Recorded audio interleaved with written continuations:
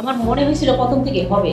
যখনই আমি প্রথম রেজিস্ট্রেশন করি আমার মনে হয় কেন যেন হয়েছিল যে এটা হবে হবে। ডেনমার্কে পোস্ট বেসিক বিএসসি নার্সিং এর প্রফেশনাল যে ভিসাটা আছে সেটা উনি প্রথম বাংলাদেশ থেকে রিসিভ করেছেন। যে ফয়সাল ভাই এমন একটা কোঅপারেটিভ লোক, ওনার কথা এবং কাজ। আমার আসলে ফাইল ওপেনিং থেকে শুরু করে ভিসা হাতে পাওয়া পর্যন্ত প্রায় 1 বছর লেগে গেছে। ভালো সার্ভিস যারা দিচ্ছে, যাদের এক্সপিরিয়েন্স আছে, লোকজন যাচ্ছে ওইসব জায়গায় গেলে আমার মনে হয় আপনার প্যারাশানিটাও কম হবে।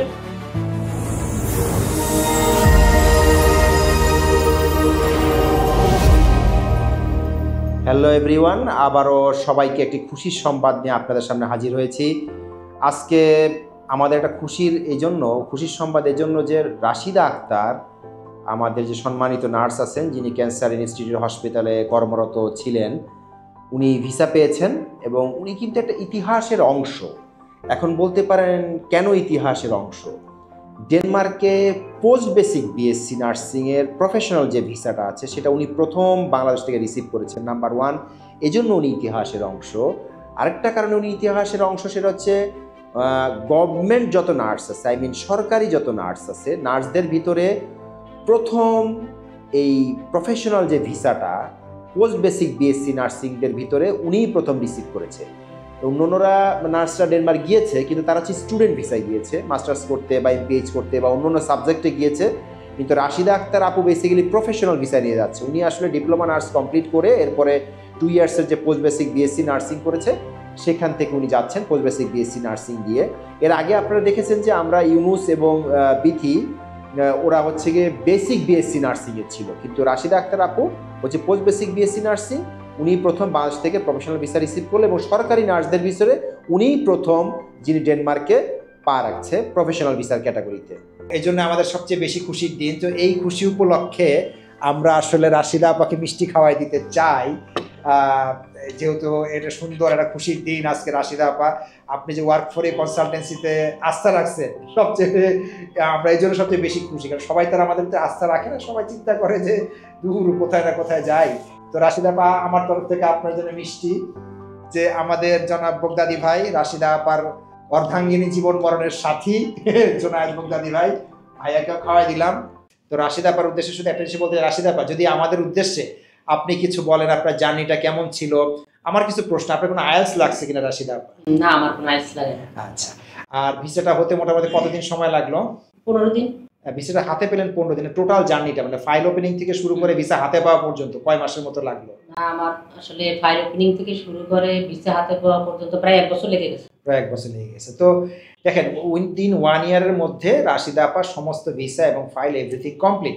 যদিও আগে আসলে এটা 1 বছরের মতো সময় লাগতো, কিন্তু এই জুন মাসের পর থেকে এটা এখন 6 থেকে 7 মাসে হয়ে যাচ্ছে। আর গত বছরে যারা জমা দিয়েছিল বা এই বছরে জানুয়ারি নাগাদ যারা জমা দিয়েছিল, তার গত 24 সালে যেগুলি ফাইলগুলি জমা পড়েছিল তাদের 7 মাস 8 মাস 1 বছরের মতো লাগতো। কিন্তু এই বছর 2025 সাল থেকে যারা জমা দিবে তাদেরটা আসলে 7 মাসের ভিতরেই তারা ভিসা পেয়ে যাবে, তাদের এত বেশি সময় লাগবে না। তো এই হচ্ছে রাশিদা আপা। রাশিদা আপা, আমাদের উদ্দেশ্যে এবার আপনি কিছু একটা বলুন, আপনার জার্নি কেমন ছিল বা কি আপনি কেমন অনুভূত ফিল করলেন, আপনার টোটাল জার্নিটা যদি আমাদেরকে একটু জাস্ট আপনার অভিজ্ঞতাটা আমাদের সাথে জার্নিটা যদি একটু শেয়ার করতেন। অভিজ্ঞতা বলতে আমি অনেক জায়গায় ট্রাই করেছিলাম, এর আগে অনেক এজেন্সিতে ট্রাই করেছি। আইএলটিএস এর জন্য সব প্রিপারেশনই আমার ছিল, রেজিস্ট্রেশনও করেছি কিন্তু পরীক্ষা দিইনি। জার্মান ল্যাঙ্গুয়েজ 01 করেছি, কিন্তু এখানে এসে শুনলাম যে কোনো ল্যাঙ্গুয়েজ দরকার নাই, কোনো এক্সাম দরকার নাই, কোনো ইন্টারভিউর দরকার নাই, কিছু নাই। আমি ওনার বিশ্বাস করে, ফয়সাল ভাইকে বিশ্বাস করেই আমি এখানে অ্যাপ্লিকেশন করছি। আমার মনে হয়েছিল প্রথম থেকে হবে। যখনই আমি প্রথম রেজিস্ট্রেশন করি আমার মনে হয় কেন যেন হয়েছিল যে এটা হবে হবে। যখন অ্যাপ্রুভাল আসছে তখন আমার মানে একবারে 100% আমি কনফিডেন্ট যে আমার হবে। যখন ভিসার জন্য ফয়সাল ভাই বলে কি জানুয়ারি মাসের লাস্ট উইক পর্যন্ত অপেক্ষা করেন, আমার কেন যেন হয়েছে যে জানুয়ারি মাসের ফার্স্ট অথবা সেকেন্ড উইকে হবে। আলহামদুলিল্লাহ, জানুয়ারি মাসে শেষ হওয়ার আগেই আপনি ইনশাআল্লাহ ভিসা হাতে পেয়েছেন।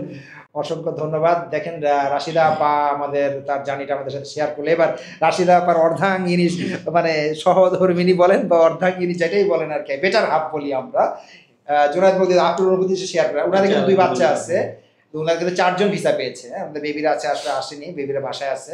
ওনাদের কিন্তু 4 জন, ওর সাথে 2 বেবিও ভিসা পেয়েছে। তো জোনায়েদ বগদাদি ভাই, আপনি যদি আপনার জার্নিটা আমাদের সাথে শেয়ার করতেন, বগদাদি ভাইয়ের জার্নিটা। Thank you. আলহামদুলিল্লাহ, ভিসা পেয়েছি, খুব ভালো লাগছে। কিন্তু ভিসা পাওয়ার আগের যে বিষয়গুলো, আমি নর্মালি বিজনেস নিয়ে ব্যস্ত থাকি। আমার ওয়াইফ সে অনেক হার্ড ওয়ার্কার, সারাদিন অফিস করেও বিভিন্ন অফিসে যেত, অর্গানাইজেশনে যেত, অ্যাসোসিয়েশনে যেত, মানে বাইরে যাওয়া তার একটা আগে থেকেই ইচ্ছা, প্রবল ইচ্ছা। অনেক জায়গায় গিয়েছে, টাকা পয়সা খরচ করেছে, হয়নি।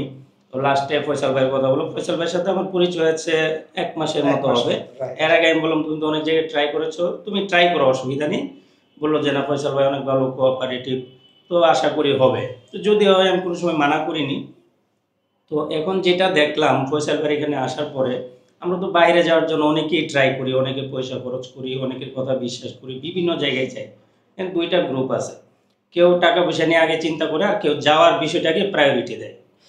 তো ফয়সাল ভাই এখানে যে আমরা আনুষঙ্গিক খরচের কথা যেটা শুনলাম, ওনার কথা শুনে বোঝা গেল যে উনি যদি ওনার যে কনসালটেন্সি ফি আছে সেটা যদি 2 পয়সা বেশিও নেয়, উনি যদি আমাকে এনশিওর করে যে না আপনি যেটা চাচ্ছেন সেটা আমি আপনাকে দিব, তাহলে আমাকে ওনার 2 পয়সা বেশি দিতে অসুবিধা নেই। সো এদিক থেকে আমি ওনাকে ফিল ফ্রি করে দিয়েছি, ঠিক আছে তুমি ট্রাই করো, 2 পয়সা বেশি গেলেও যাক, আল্লাহ যেন তোমার এটা হয়। কিন্তু এট দ্য লাস্ট রানে দেখলাম যে ফয়সাল ভাই এমন একটা কোঅপারেটিভ লোক, ওনার কথা এবং কাজ যেটা করে বলেছে আমাদের সাথে, এবং লাস্টে আমি সেটাই পেয়েছি। তো আমি যেটা মনে করি, যারা আমরা বাইরে যাওয়ার চেষ্টা করি এবং আমাদের স্কিল আছে, সো আমরা বিভিন্ন অনেক অর্গানাইজেশন বাংলাদেশে আছে, বিভিন্ন জায়গায় দৌড়াদৌড়ি না করে ভালো অর্গানাইজেশন যেটা এবং ভালো সার্ভিস যারা দিচ্ছে, যাদের এক্সপিরিয়েন্স আছে, লোকজন যাচ্ছে, ওইসব জায়গায় গেলে আমার মনে হয় আপনাদের প্যারাশানিটাও কম হবে। আপনি যদি চিন্তা করেন আমার বাইরে যাওয়া উচিত, এই ধরনের অর্গানাইজেশনে আপনি আসতে পারেন। সো এই ক্ষেত্রে ফয়সাল ভাইকে থ্যাঙ্কস, এবং তার organisation work for you.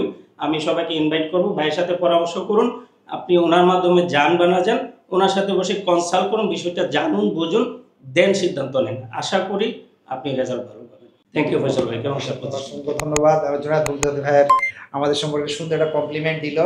Rashid আপা, আপনার ডেনমার্কের জার্নি সফল হোক এবং জোনায়েদ বগদাদি ভাইয়ের জার্নি সফল হোক ইনশাআল্লাহ, সবসময় এই শুভকামনা রইল। আর সবাইকে অসংখ্য ধন্যবাদ।